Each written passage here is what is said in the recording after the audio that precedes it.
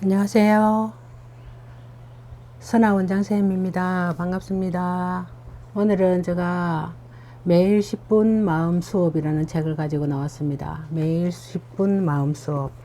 이 책은요, 차희연 지음 베프북스에서 2019년 4월에 나온 책입니다.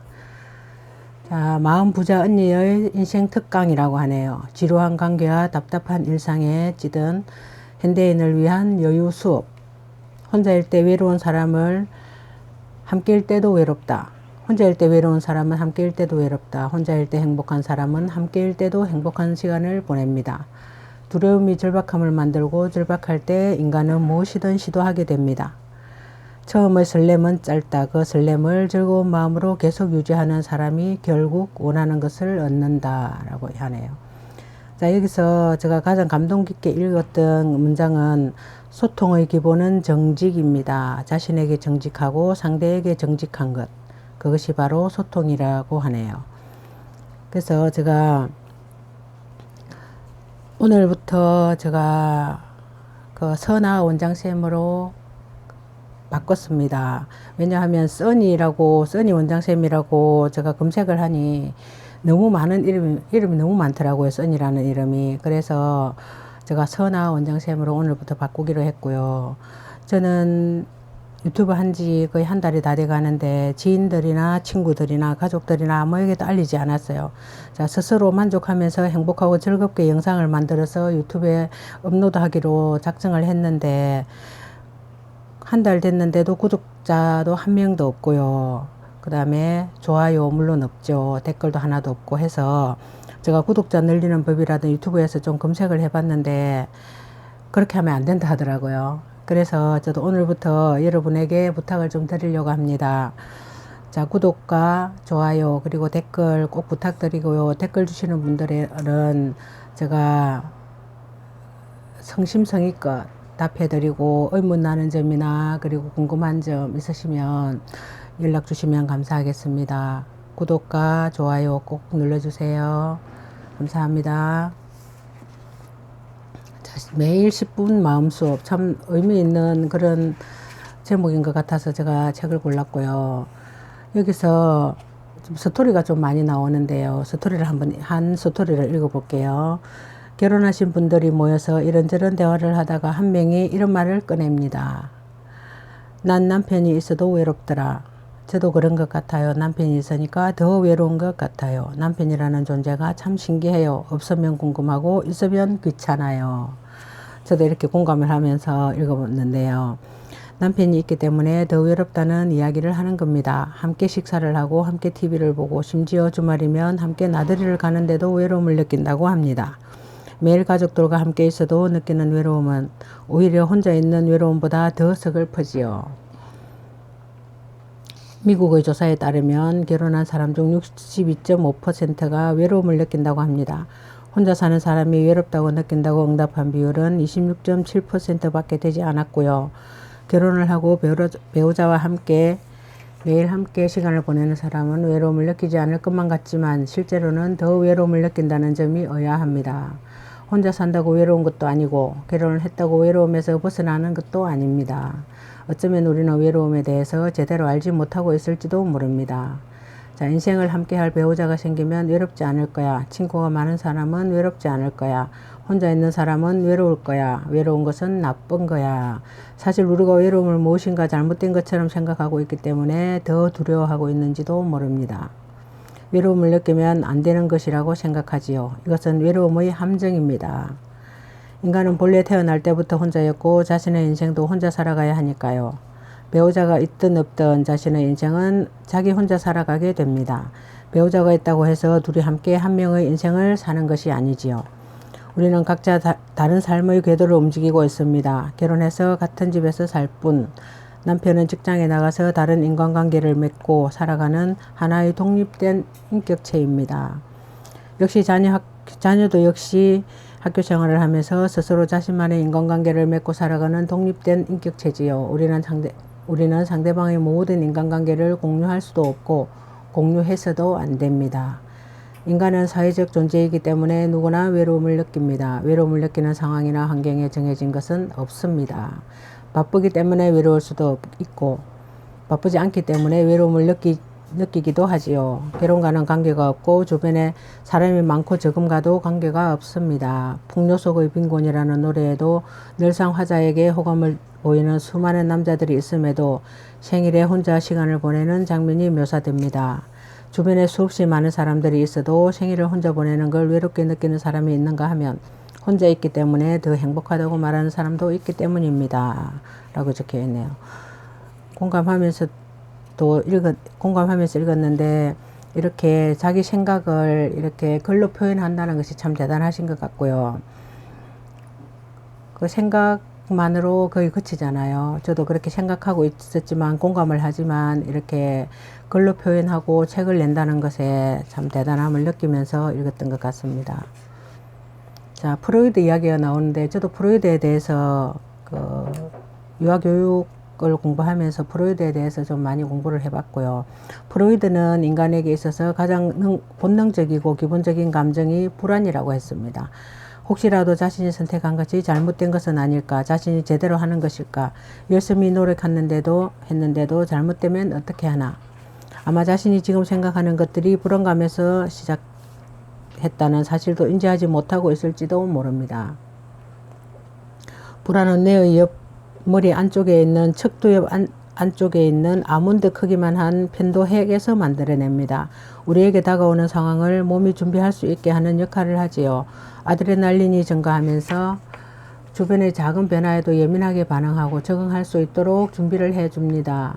시험을 앞두고 불안감을 많이 느끼는 사람일수록 더 좋은 성적을 받을 가능성이 높고요.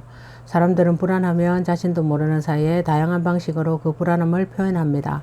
어떨 때는 막연한 희망에 열정적으로 공부하는 모습을 보일 때도 있을 것입니다. 또 어떨 때는 의심치 않았는데 시험에서 떨어지고 나서 좌절하고 자신에 대한 실망감에 혼자 조용히 동굴로 파고들지도 모르고요. 그러나 확실한 것은 조금씩 성장하고 있다는 것입니다. 라고 하네요. 자, 미래가 두렵고 불안해질 때 도망가는가 더 절실히 노력하는가는 아주 작은 것들이 결정합니다. 돌이켜보면 내가 할 수 있는 일이 그것밖에 없을 때 절박하게 노력했던 것 같네요. 주변에서는 할 수 있다는 희망을 주되 지금의 상태가 불안해야 절박해집니다. 어쩌면 가장 일이 없고 수입이 없을 때 더 절박하게 온전히 매달렸던 것 같기도 하네요. 같은 날은 열정적으로 닥치는 대로 어떤 날은 열정적으로 닥치는 대로 공부를 하기도 했고 어떤 날은 열심히 해도 나아지지 않는 나 자신의 모습을 보면서 좌절하고 무기력하게 시간을 보내기도 했었습니다. 그렇게 하루 이틀, 한 달, 1년, 10년이 지나서 돌아다 보니 그 길고 어두운 터널 속에서 좌절하고 노력하고 공부했던 것들이 지금의 피가 되고 살이 되어 있었습니다. 라고 적혔습니다. 실패는 성공의 어머니라고 하는 말이 떠오르네요. 이 구절을 읽으면서. 자, 여기서 좀 우는 이야기가 나오는데요. 슬픈 이야기. 저는 힘들 때 웁니다. 미친 듯이 열심히 노력했는데 누군가의 말도 안 되는 딴지로 모든 것이 수포로 돌아가 버렸을 때, 아둥바둥 무언가를 지키기 위해 살았는데 결국 지키지 못했을 때, 신뢰하던 이로부터 배신을 당했을 때, 저는 슬플 때 웁니다. 대부분 그렇죠. 슬플 때 울게 되고 눈물이 나게 됩니다. 사랑하는 이와의 이별에 하루 반나절씩 1년을 울었고 신뢰하던 이의 배신에 6개월간 우울증을 앓았습니다. 지금은 힘든 시기였던 때 살았던 집만 떠올려도 눈물이 납니다. 아마 그 집에서 아침, 점심, 저녁 매일 울어서일 것입니다. 그래서 요즘은 집은 행복한 기억만 만들어야겠다는 생각에 조용한 절에 가기 시작했습니다. 아무도 간섭하지 않는 공간이기 때문입니다. 라고 하네요. 우리는 항상 행복감을 느끼고 즐거워야 한다고 요구받으며 삽니다. 하지만 슬픔도 느끼고 살아야 합니다. 감정을 다루는 법을 모르면 감정을 빨리 치워버리고 모른 척 하기에 바쁩니다. 라고 합니다. 자, 물론 우는 것도 힘이 듭니다. 체력적으로 마음과 정신도 힘이 듭니다. 하지만 힘든 마음을 이기기 위해서 울다 보면 힘든 시간이 단축됩니다. 1년 힘들 것이 6개월 단축되죠. 혹시 슬픈 감정 때문에 어려움을 겪고 있다면 피하지 말고 직면해 보세요. 울어도 괜찮아요. 그걸 이겨낼 힘은 당신에게 있다는 걸 꼭 기억하세요. 라고 적혀 있습니다. 좀 많이 희망적인 내용들이 좀 많은 것 같습니다. 그렇게 좌절하고 절망할 때에 울어도 괜찮아, 슬퍼도 괜찮아, 마음껏 슬퍼해야 할 수 있는 사람이 참 진정한 파트너인 것 같고요. 인생에서도 그런 사람이 꼭 필요한 것 같습니다. 자, 좋으면 좋다, 싫으면 싫다 말하는 게 그렇게 어려워. 그대 인생에 도움이 되는 것에 몰입하라. 자신의 삶에 몰입하지 않는 사람일수록 타인에게 눈을 돌려 타인의 삶을 간섭하고 타인에 대한 말을 전달하고 타인과 자신을 비교한다 라고 적혀있네요. 자신의 삶에 몰입하지 않는 사람일수록 타인에게 간섭한다고 하는 말이 조금 저도 공감하면서 저도 이런 생각을 했지만 이렇게 표현한다는 것이 참 놀라웠습니다. 자, 그 뒤에 라포르 형성이라든지 이런 내용들도 많이 있는데요. 자, 인간관계에 대해서 여기서 많이 나와서 제가 한번 읽어볼게요. 인간관계는 혼자 노력한다고 이루어지는 것이 아닙니다. 그렇다고 노력이 항상 괜찮은 관계를 만드는 것도 아니지요. 서로의 가치관이나 생각, 생활 방식과 계기가 모여 관계가 이루어집니다. 그 여러 번의 우연과 여러 번의 찰나들 사이에서 오해나 갈등이 생길 수도 있고 좋은 관계가 만들어질 수도 있습니다. 좋은 사람이 옆에 있는 것은 정말 큰 행운입니다. 그렇지만 우연한 찰나의 사건과 순간들 사이에서 선택한 행동들이 모인 우연이기도 합니다. 그 순간순간들이 모여서 자기 자신을 나타내고 인생에서 그런 어떤 긍정적인 생각들을 나타내는 것 같습니다. 자, 성공한 사람들은 부모님이 학비를 내주지 못하였어도 내가 머리가 좋지 않았어도 실수를 했어도 나쁘긴 했어도 노력합니다. 무엇 때문에 망친 게 아니라 그렇긴 했지만 그럼에도 불구하고라고 말합니다. 참 긍정적인 생각을 하는 것 같습니다. 맞는 말이지요. 그럼에도 불구하고 자기 한계를 뛰어넘기 위해 노력했기 때문에 잠을 자지 못하더라도 지금과 같은 위치에 오를 수 있었던 것입니다. 돈을 많이 번다고 해서 투덜대면 안 되는 것이 아니라 투덜대지 않고 매 순간 최선을 다했기 때문에 지금의 그 사람의 몸값이 하늘을 높은 줄 모르고 치솟는 거지요. 세상 모든 일이 마음대로 돌아가는 것은 아닙니다. 기회가 많은 것도 아니지요. 그러나 준비된 사람은 언제나 성실하고 책임감 있게 맡은 바 최선을 다합니다. 그렇기 때문에 그 기회를 잡을 수 있었고 상대적으로 그 기회가 더 많아 보이는 것이지요. 라고 적혀 있네요.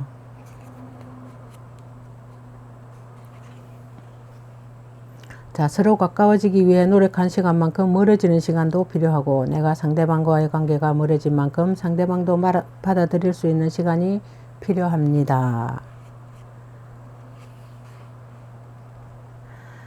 자, 어느 날부턴가 사랑이 참 어렵다는 생각을 하게 됐습니다. 사랑을 처음 시작하는 단계에서부터 유지하고 사랑의 결실을 맺기까지 그 모든 순간이 중요하다는 생각을 했지요. 온전히 서로를 위해서 얼마나 집중하는지가 사랑에서 가장 중요한 부분입니다. 사랑은 감정이라기보다는 상대방을 대하는 태도를 정하는 마음가짐에 가깝기 때문입니다.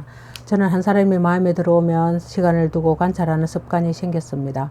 그 사람을 좋아하고 섣불리 고백하지도 않고 상대방이 고백을 해온다고 해서 섣불리 마음을 열지도 않았지요. 시간을 두고 천천히 나에게 물어오는 시간을 갖기 시작했습니다. 그 사람을 사랑해도 될지에 대해서요. 누군가가 나에게 필요하기 때문에 그 사람을 찾은 것은 아닐지, 내가 외로워서 그 사람에게 마음을 열었던 것은 아닐지, 결혼할 시기가 되어서 결혼할 사람을 찾는 것은 아닐지, 그리고 상대방도 같은 마음이면 좋겠다는 생각으로 신중하게 되돌아보는 시간을 갖습니다. 내가 외로워서 사랑하고 싶은가? 그 사람이기 때문에 사랑하는 것인가? 그렇게 그 사람과 사랑을 시작했습니다. 누군가가 필요한 게 아니라 그 사람이 필요했고 외로워서 찾은 게 아니라 그 사람이어서 찾았습니다. 함께라는 길로만이 필요한 게 아닌 함께하는 시간이 필요했고 내가 누군가와 함께여야 한다는 그 사람이어야 한다고 생각했으니까요. 그리고 그 사람도 그러길 바랐습니다. 솔직하게 적은 것 같아요. 자기의 어떤 마음들을 상대를 다른 사람을 좋아하는 그런 마음들이 솔직하게 표현이 된 것 같습니다. 자, 세상에 단 한 사람이라도 내 편이 있다는 것은 한 사람을 다시 태어나게 하는 것과 같습니다. 아무리 어린 시절이 불우하다고 할지라도 사회에 대한 불만이 많을지라도 사람에 대한 실망감에 다시는 사람을 믿지 못할 것 같을지라도 무조건적인 내 편 한 명만 있어도 그 상실감과 박탈감을 극복할 수 있다는 것입니다.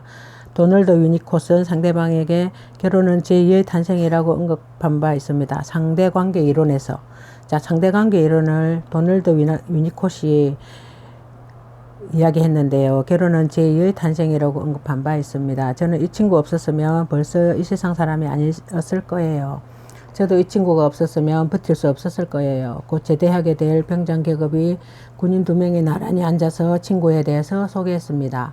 한 명은 부모님의 이혼으로 초등학교 때 아르바이트로 생계를 이어가야만 했습니다. 너무 팍팍한 현실에 자살 시도도 할 정도로 삶이 힘들었지요. 입대하고도 힘든 일이 참 많았다고 합니다. 바로 옆에 앉아있는 동료가 없었다면 버티기 힘들었을 것이라고 하네요. 오리가 고상하게 물 위에서 움직이기 위해서는 물 아래에서 발길질을 세차게 하는 것처럼 우리의 삶도 마찬가지입니다. 어떤 날은 세찬 비바람을 맞아야 할 때도 있고 너무나 춥디 추운 칼바람을 맞아야 합니다. 인생이 너무나 춥더라도 따뜻한 손이 내 손을 잡아준다면 버틸 수 있는 용기가 어느새 샘솟게 됩니다. 대단한 위로나 격려가 아니어도 온몸이 따뜻해지는 기분이 아닐까요? 그래 따뜻한 말을 하고 있습니다.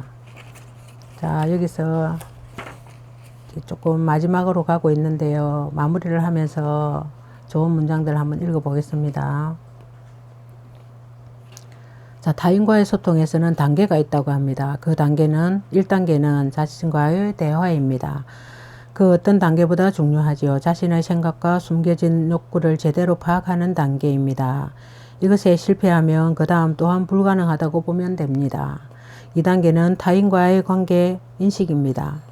상대방이 어떤 성향인지를 파악하고 어디까지 표현을 했을 때 상대방이 불편하지 않을지를 파악하는 단계지요. 사람마다 관계의 거리가 있기 때문에 그 거리를 파악하지 못하면 소통 전에 실패합니다. 그리고 3단계가 드디어 타인과의 소통입니다. 자신의 생각과 의도가 왜곡되지 않게 전달하고 상대방이 받아들일 수 있는 수준에서 말하는 단계이지요. 가령 상대방과 내가 만났을 때에도 내 의도, 관계, 표현 방식에 따라 의미가 달라지는 것을 인지한 채로 고려해 말해야 합니다. 생각하고 말하는 말이 다른 게 아닙니다. 바로 이것이지요. 카페가 시끄러운데 내가 비즈니스 미팅을 하고 있다면 조금 시끄럽네요. 대화가 잘 들리지 않아서 불편하지 않으신가요? 조용한 곳으로 옮기는 게 좋으신가요? 여기도 괜찮으신가요? 라고 말하고, 연인 사이라면 여기 시끄러운데 조용한 곳으로 갈까? 저번에 다른 곳으로 가보고 싶다고 했잖아. 이렇게 말하는 게 좋지요. 소통의 기본은 정직입니다. 자신에게 정직하고 상대에게 정직한 것, 그것이 바로 소통이지요. 라고 하네요. 여기서 가장 감명 깊게 제가 읽었던 대목이 이 부분입니다. 소통의 기본은 정직이라고 합니다. 자신에게 정직하고 상대에게 정직한 것, 그것이 바로 소통이라고 합니다. 자, 여기서 선아원장쌤 오늘 책 리뷰를 마치겠습니다. 매일 10분 마음 수업이었습니다. 지금까지 함께 해주신 여러분 감사합니다.